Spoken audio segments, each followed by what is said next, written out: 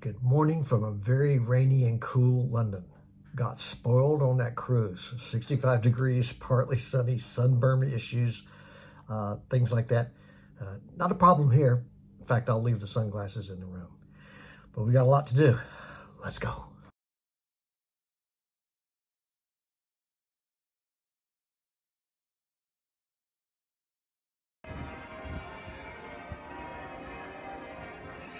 St. Paul's Cathedral, opened in 1710. Wow.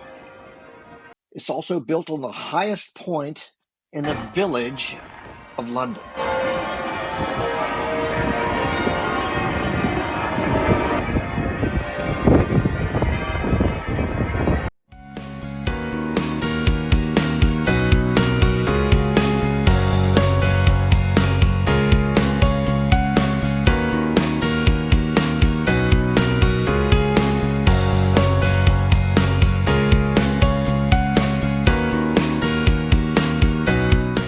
Quick stroll across the London Bridge, and then we made our way down to Tower Bridge.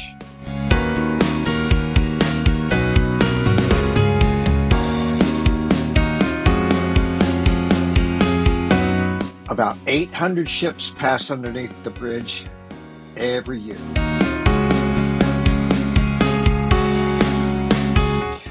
The Tower of London sits on about 12 acres on the north side of the River of Thames. Infamous for executions and its use as a prison. It is a really popular destination, as you can see from the number of tourists on a cold and rainy day.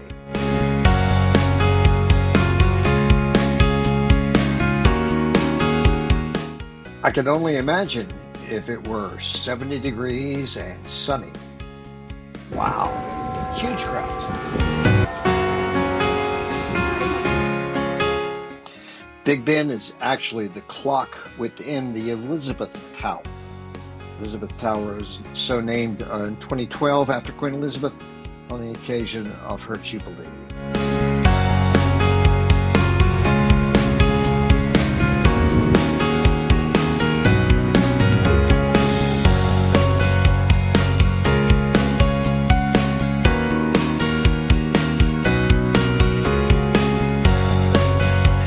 This is our hotel, kind of old, but you know what? It had a really good breakfast, so it was okay.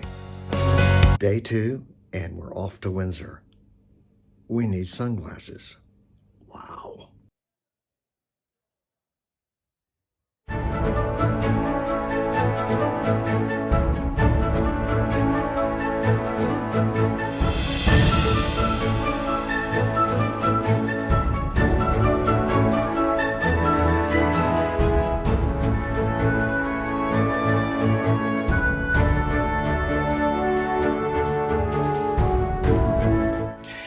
Windsor Castle was originally built by William the Conqueror in the decade after the Norman conquest of 1066. It's been around a while.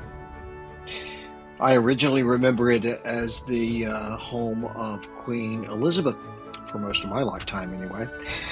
She, of course, is buried here in St. George's Chapel, which we'll see in just a moment. As we're funneled into the castle grounds, we could take it through a room that shows a list and a timeline of all the monarchs of Great Britain. History buffs will remember this gentleman. The state apartments of the Upper Ward, including the monarch's private entrance. And finally, St. George's Chapel. This is where Queen Elizabeth, her husband, her sister, and her parents are laid to rest. We weren't allowed to film inside, of course, but we got to file by and pay our respects.